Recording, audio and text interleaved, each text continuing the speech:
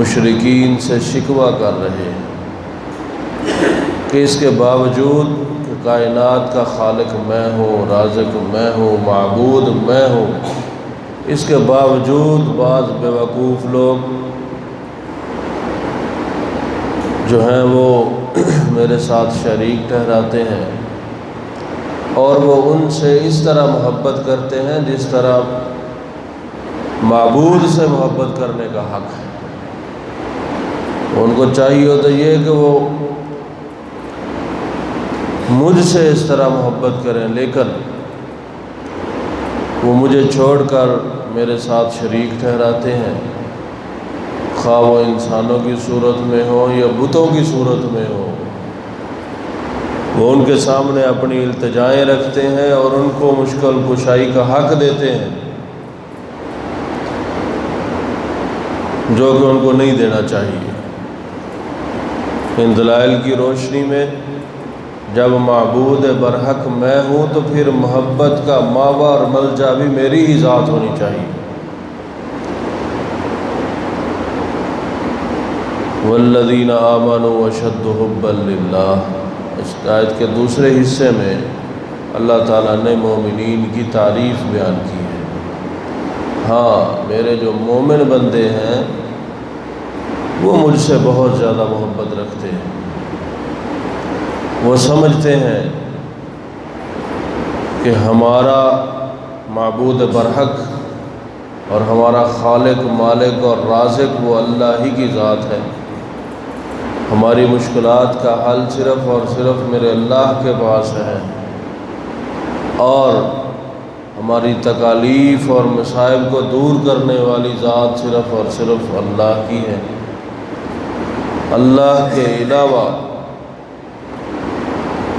جو محبت اللہ کی ذات کے ساتھ مومن کی ہے وہ کسی اور کے ساتھ نہیں ہے۔ تو علماء محققین نے پیمانہ محبت کی جو دوسری صورتیں بیان فرمائی ہیں، وہاں 3 صورتیں ذکر کی ہیں کہ جس بندے کے اندر وہ پائی جائیں اس کو اللہ تعالیٰ سے انتہائی محبت ہوگی۔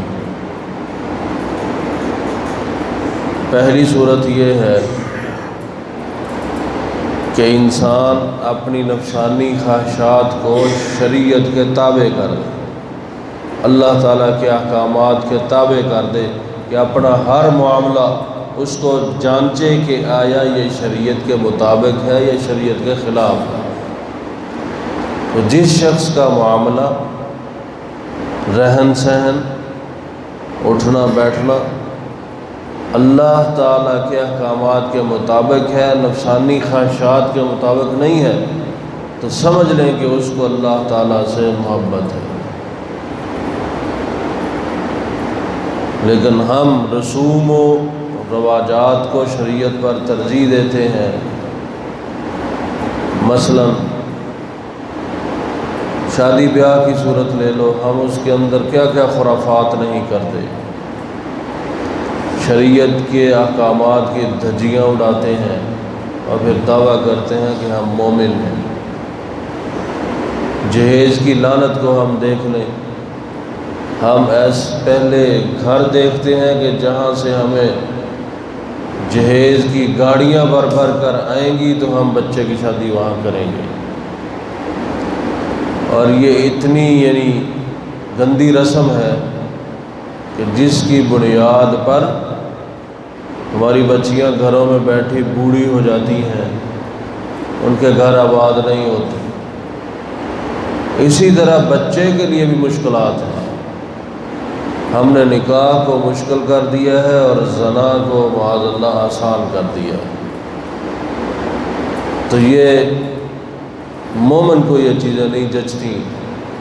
مومن جو آپ صلی اللہ علیہ وسلم نے جن 2 بولنے سے اتنا بڑا عقد ہو جاتا ہے، اتنا آسان شریعت نے نکاح کو کیا ہے کہ ایجاب اور قبول 2 لفظ کہنے سے ایک بہت بڑا حرام جو فعل ہے وہ حلال ہو جاتا ہے۔ اتنا سا آسان عمل، لیکن ہم نے اتنا مشکل بنا دیا ہے کہ بچے جو ہے وہ 40 سال کے قریب پہنچ جاتے ہیں، ہم کہتے ہیں اپنے پاؤں پہ کھڑا ہوگا تو اس کی شادی کریں گے، اور بچیاں گھروں میں بوڑھی ہو جاتی ہیں کہ جی جہیز کا ٹرک آئے گا تو ہم جو ہے وہ رشتہ کریں گے۔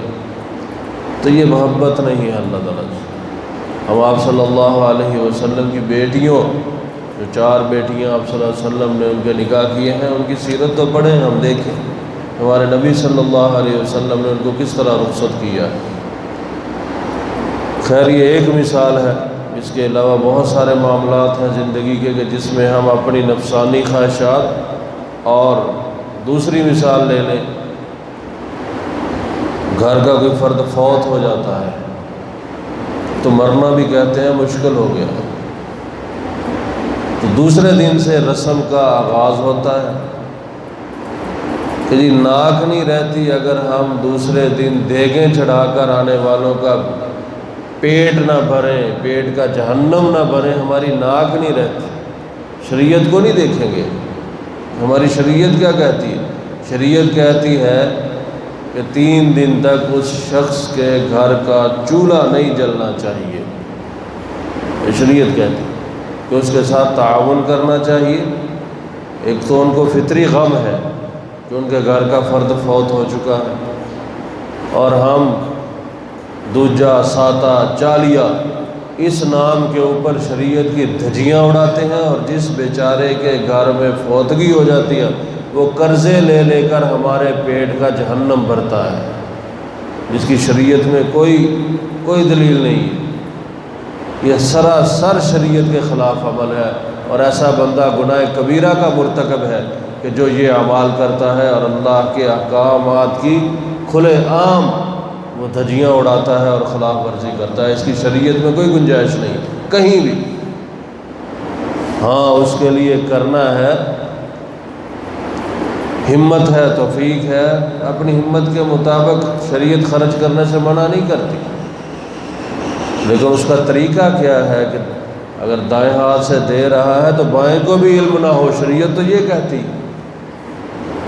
اور ہم کھلم کھلا اعلان کر کے جی فلاں طریق کو ہم چالیہ کریں گے، جی پورے علاقے کے بڑے بڑے سیٹھ اور فلاں تشریف لیں، ان کو ہم بکرا یا جو ہے وہ کٹا وہ بنا کر کھلائیں گے، ان کے پیٹ کا جہنم بھریں گے۔ ایسا شریعت۔ تو محبت کا معیار کیا ہے؟ نفس کی خواہشات پیچھے ہو جائیں اور اللہ رب العزت کا حکم وہ سامنے ہو، اس کو مد نظر، زمانہ جو مرضی کہے، لوگ جو مرضی کہیں، ناک کٹتی ہے کٹ جائے، ہم نے نبی کریم صلی اللہ علیہ وآلہ وسلم کا عمل مد نظر رکھنا ہے۔ آپ صلی اللہ علیہ وسلم کی 3 بیٹیاں آپ صلی اللہ علیہ وسلم کی زندگی میں فوت ہوئی ہیں، کوئی ایک جگہ ایسی دکھا دیں کہ یہ جو عمل ہم کرتے ہیں یہ کہیں آپ صلی اللہ علیہ وسلم نے اپنی زندگی میں کیا ہو۔ آپ کے چچا فوت ہوئے ہیں، شہید ہوئے ہیں، حضرت حمزہ رضی اللہ تعالیٰ، محبوب چچا، اور بہت ساری فوتگیاں آپ صلی اللہ علیہ وسلم کی آپ کی زندگی میں ہوئی ہیں، کوئی ایک عمل جو ہم کرتے ہیں وہ دکھا دیں مجھے، سراسر خلاف ورزی ہے۔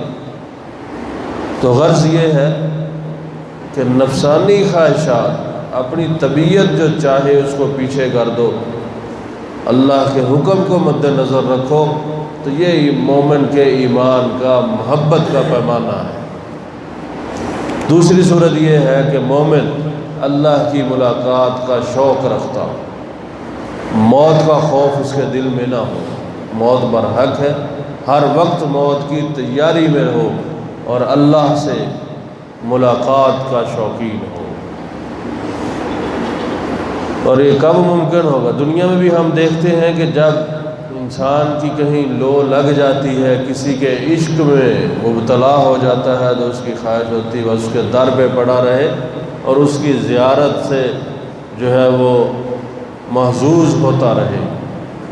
تو جب اللہ سے اس طرح کی محبت ہو جائے گی، انسان اللہ رب العزت کی ذات کا محب بن جائے گا، تو پھر اس کو ہر وقت یہ خواہش رہے گی کہ کب میرے اللہ سے ملاقات ہو۔ پھر وہ موت سے نہیں ڈرے گا، پھر موت جو ہے وہ اس کو رکاوٹ سمجھے گا کہ میری اور میرے محبوب یعنی میرے اللہ کی ملاقات میں موت بڑی رکاوٹ ہے۔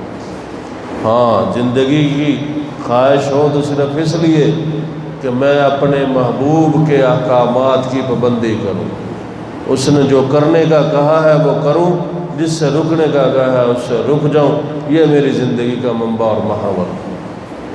اور تیسری چیز، اچھی اور بری تقدیر میرے اللہ کی طرف سے ہے، اس پر اس کا ایمان مضبوط ہو کہ مجھے دنیا میں جو تنگی آ رہی ہے میرے اللہ کی طرف سے، الحمدللہ مجھے خوشی میسر ہے میرے اللہ کی طرف سے، الحمدللہ۔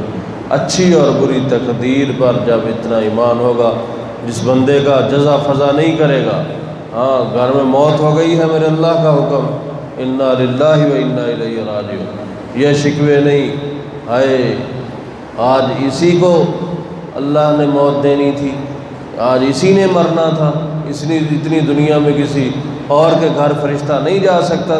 یہ وہ الفاظ ہیں جو ہمیں اللہ سے دور کرتے ہیں، جو ہمیں اللہ تعالیٰ کی محبت سے دور کرتے ہیں۔ ہاں آ گیا وقت، آ گیا، ہر ایک پر آنا ہے، میرے اللہ کی طرف سے کوئی تکلیف آ گئی، جی میرا ہی نقصان ہونا تھا، فلاں کا ہو جاتا۔